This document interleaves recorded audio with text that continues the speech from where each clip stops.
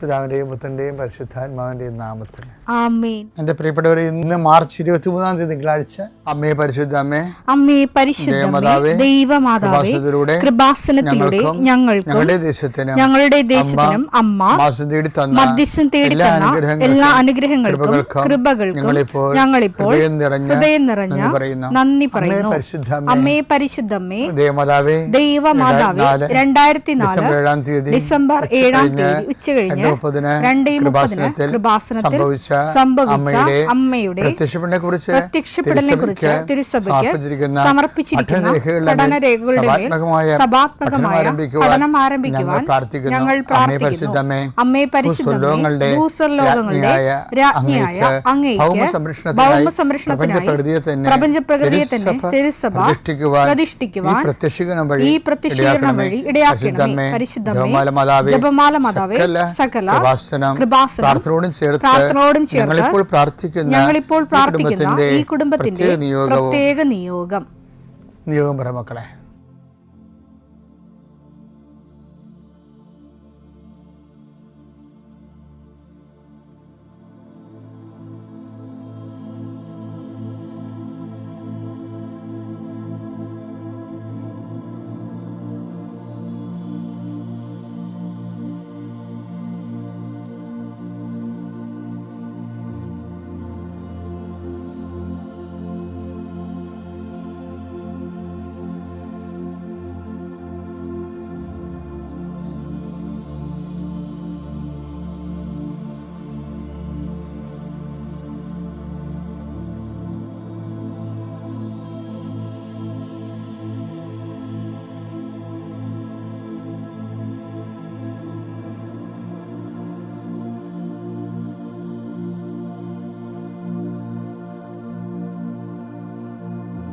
അമ്മയുടെ പ്രത്യക്ഷീകരണത്തിന്റെ ഈ അനുഗ്രഹവേളയിൽ ഞങ്ങൾക്ക് സാധിച്ചു തരുവാൻ കനിയണമേ.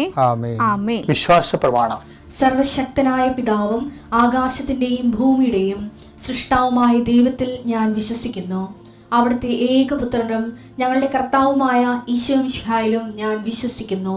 ഈ പുത്രൻ പരിശുദ്ധാത്മാവിനാൽ ഗർഭസ്ഥനായി കന്യകാമറിയത്തിൽ നിന്ന് പിറന്ന് പൊന്തിയോസ് പീലാത്തോസിന്റെ കാലത്ത് പീഡകൾ സഹിച്ച് കുരിശിൽ തറയ്ക്കപ്പെട്ട് മരിച്ച് അടക്കപ്പെട്ട് പാതാളങ്ങളിൽ ഇറങ്ങി മരിച്ചവരുടെ ഇടയിൽ നിന്ന് 3-ാം നാൾ ഉയർത്ത് സ്വർഗത്തിലേക്ക് എഴുന്നള്ളി സർവശക്തിയുള്ള പിതാവായ ദൈവത്തിന്റെ വലതുഭാഗത്തിരിക്കുന്നു.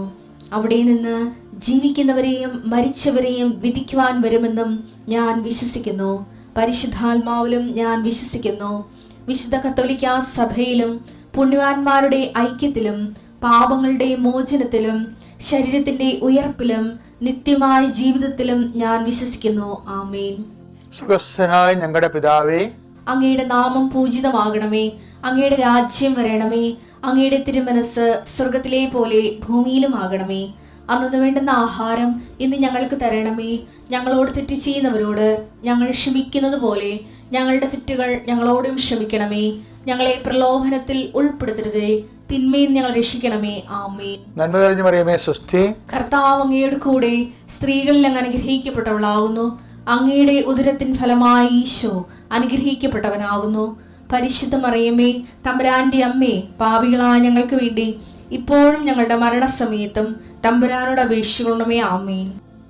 കർത്താവേ, നിന്റെ ഉന്നതമായ നാമത്തിന് സ്തോത്രം ചെയ്യാം. കർത്താവേ, നിന്റെ വിശുദ്ധ പൗരോഹിത്യത്തെ മഹത്വപ്പെടുത്തണം. കർത്താവെ, സഭയിലുള്ള സാന്നിധ്യം പ്രകടമാക്കണം. 40 വർഷം അടിയനർപ്പിച്ച കൃപാന്റെ ബലത്തിൽ ഇന്ന് അങ്ങയുടെ മക്കളെ പ്രാർത്ഥന കൂടുന്ന എല്ലാ മക്കൾക്ക് വേണ്ടി പ്രാർത്ഥിക്കുകയാണ്. കർത്താവെ, മനസ്സ് വേദനിക്കുന്ന എല്ലാ വിഷയങ്ങളും, അവരുടെ മനസ്സ് വേദനിപ്പിക്കുന്ന എല്ലാ വ്യക്തികളും ഇപ്പോഴും ഈശോയുടെ നാമം നിർവീര്യമാകട്ടെ. കർത്താവെ, മനസ്സ് വിഷമിപ്പിക്കുന്ന സാഹചര്യങ്ങൾ, ചെയ്തെടുക്കേണ്ട ഉത്തരവാദിത്തങ്ങൾ, മറ്റുള്ളവർ നമ്മളെ പഴി പറയാൻ സാധ്യതയുള്ള എല്ലാ വിഷയത്തിൻ്റെ മേലും കർത്താവിൻ്റെ കരുണ ചൊരിയുകയും നിങ്ങളെ കർത്താവ് ഇന്ന് നിലനിർത്തി തരികയും ചെയ്യട്ടെ. നിങ്ങൾ പോകുന്ന വഴികൾ, കണ്ടുമുട്ടുന്ന വ്യക്തികൾ, ചെയ്യുന്ന കാര്യങ്ങൾ, യാത്ര ചെയ്യുന്ന വാഹനങ്ങൾ, ഒപ്പിടുന്ന പേപ്പറുകൾ, കൈമാറുന്ന രേഖകൾ, കഴിക്കുന്ന മരുന്ന് എല്ലാം മാതാവിൻ്റെ മധ്യസ്ഥത്തിൽ യേശുനാമത്തിൽ അനുഗ്രഹിക്കപ്പെടുകയും നീ ദൈവത്തെ അനുഭവിക്കാൻ ഇന്ന് നിന്നെ സഹായിക്കുകയും ചെയ്യട്ടെ. നിത്യം പിതാവും പുത്രനും പരിശുദ്ധാത്മാശ്രേഷ്ഠ നീക്കുവാണ്. പ്രിയമുള്ളവരെ, എമ്മാവുസിലേക്ക് പോയ ശിഷ്യന്മാരെ കുറിച്ചും ധ്യാനിക്കുന്ന ഒരു കാലമാണ്. പെസഹ കാലം കഴിയുമ്പോൾ ഉയർപ്പ് കാലം. ഉയർപ്പ് കാലത്തിന് പ്രധാനപ്പെട്ട പ്രമേയമാണ് എമ്മാവുസിലെ ശിഷ്യന്മാർ. ഞാൻ ചിലപ്പോഴൊക്കെ ഈ എമ്മാവുസിലെ ശിഷ്യന്മാർക്ക് എന്താ സംഭവിച്ചതെന്ന് ഓർക്കും. എമ്മാവുസിലെ ശിഷ്യന്മാരെ എന്താണ് സംഭവിച്ചത് എന്നുള്ളത് വ്യക്തമായിട്ട് പറയുന്ന ഭാഗം വിശുദ്ധ ലൂക്കായുടെ സുവിശേഷം 24-ാം അധ്യായം 32-ാം വാക്യം.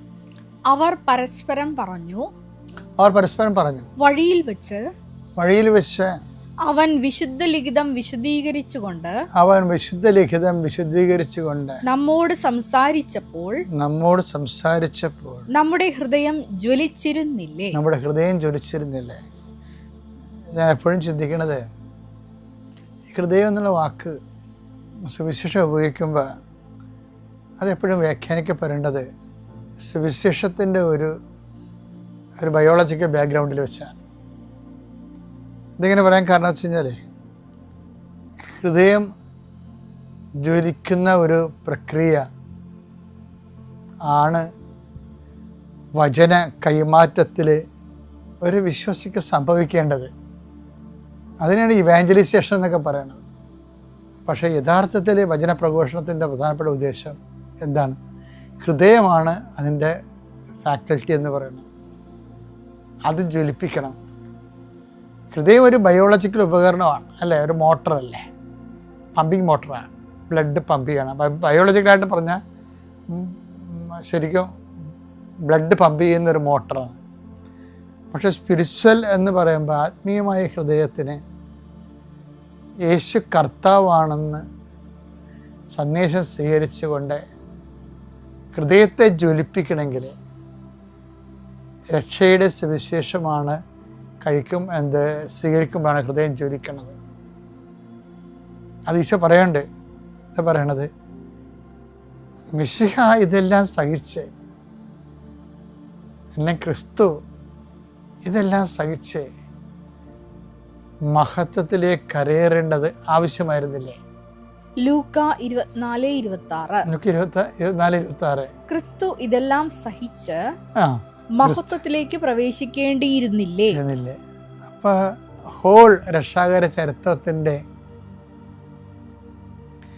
സാരസംഗ്രഹമായ ഈ വചനമാണ് ഹൃദയം അക്സെപ്റ്റ് ചെയ്യുമ്പോഴാണ് ഇത് ഉദ്ദീപിക്കപ്പെടുന്നത്. അതുകൊണ്ടാണ് സെൻറ്റ് പോളും ആദിമ സഭയെല്ലാം ഹൃദയത്തിലേക്കാണ് വചനം കൊടുക്കുന്നത്. രക്ഷാ സുവിശേഷത്തിന് ബുദ്ധിപരമായ ഒരു തലമില്ല. നമ്മൾ ഏതോ കാലത്ത് രക്ഷാസുവിശേഷം ബുദ്ധിപരമായൊരു ഫാക്കൽറ്റിയുടെ വിഷയമാക്കി മാറ്റിയത് നിസ്സാര രീതിയിലല്ല മിഷനെ ബാധിച്ചിരിക്കുന്നത്. രക്ഷാകരമായ പദ്ധതി ഒരു ഇൻ്റലക്ച്വൽ വിഷയമല്ല ശരിക്കും. അതൊരു ഹൃദയംഗമമായ വിഷയമാണ്. അതുകൊണ്ടാണ് ആദിമസഭയുടെ ടോട്ടൽ കൺസെപ്റ്റ് അതാണ് 10:9 കണ്ട രക്ഷ എങ്ങനെ പ്രാപിക്കണമെന്ന് പറയുന്നുണ്ട്. It is not academic business. അതൊരു ഇൻ്റലക്ച്വൽ പ്രോസസ്സുമല്ല. രക്ഷ പ്രാപിക്കണത് എങ്ങനെയാണ്? റോമ 10:9. ആകയാൽ യേശു കർത്താവാണ് എന്ന്, അതാണ് യേശു കർത്താവാണ് എന്ന് അധരം കൊണ്ട് ഏറ്റുപറയുകയും ദൈവം അവനെ മരിച്ചവരിൽ നിന്ന് ഉയർപ്പിച്ചു എന്ന് ഹൃദയത്തിൽ വിശ്വസിക്കുകയും ചെയ്താൽ. ഹൃദയം ജ്വലിക്കുന്നത് ഒറ്റ വിഷയത്തിലാണ്. യേശു ദൈവം അവനെ മരിച്ചവൻ ഉയർപ്പിച്ചെന്ന് ഹൃദയത്തെ വിശ്വസിക്കണം. ഈ ഒരു വിശ്വാസം ആ ഹൃദയത്തെ ഫോക്കസ് ചെയ്തുകൊണ്ട് അവൻ നമ്മോട് സംസാരിക്കുന്ന സമയത്ത് നമ്മുടെ ഹൃദയം ജ്വലിക്കുകയായിരുന്നില്ലേ എന്ന് എമ്മാവുസ് ശിഷ്യന്മാർ പറയണില്ലേ? അപ്പം അവൻ എന്താ സംസാരിച്ചത്? അവൻ സംസാരിച്ചത് റോമ 10:9 അനുസരിച്ചുകൊണ്ട് യേശു കർത്താവാണെന്നാണ് സംസാരിച്ചത്. അവർ രക്ഷയുടെ അനുഭവത്തിലേക്ക് വരികയിരുന്ന ആ രക്ഷയുടെ അനുഭവം കിട്ടിയ ആൾക്കാരെ എന്താണ് അവർ കണ്ണ് തുറന്നെന്നാ പറയണത്. ലൂക്ക 24:30-31. ലൂക്ക 24:30-31. അവരോടൊപ്പം ഭക്ഷണത്തിനിരുന്നപ്പോൾ അവൻ അപ്പമെടുത്ത് ആശീർവദിച്ച് മുറിച്ച് അവർക്ക് കൊടുത്തു. അപ്പോൾ അവരുടെ കണ്ണ് തുറക്കപ്പെട്ടു. അവർ അവനെ മുറിച്ചപ്പോഴേ കണ്ണ് തുറന്നു. എന്തപ്പമാണ് മുറിച്ചിരിക്കുന്നത്?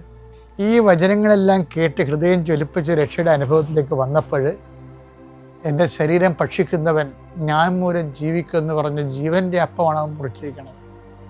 അതോടുകൂടി ആ മുറിക്കപ്പെട്ട നിമിഷങ്ങളിൽ അവരുടെ കണ്ണ് തുറന്നു. അവരെന്താ കണ്ടിരിക്കണത്?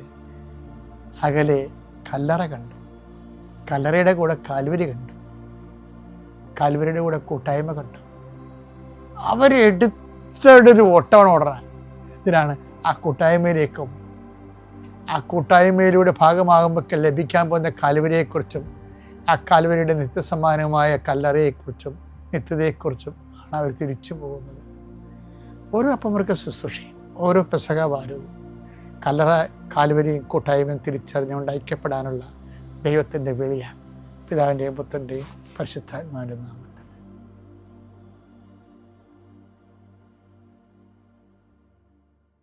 അത്യപൂർവ ദൈവാനുഭവങ്ങൾ ഇനി നിങ്ങൾക്കും സ്വന്തം. ഈ യൂട്യൂബ് ചാനൽ ഇതുവരെ സബ്സ്ക്രൈബ് ചെയ്തിട്ടില്ലെങ്കിൽ ഇപ്പോൾ തന്നെ സബ്സ്ക്രൈബ് ചെയ്യുക. ഈ വീഡിയോ ഇപ്പോൾ തന്നെ നിങ്ങളുടെ സുഹൃത്തുക്കൾക്ക് ഷെയർ ചെയ്തുകൊണ്ട് കർത്താവിൻ്റെ പ്രേക്ഷിതരാകുക.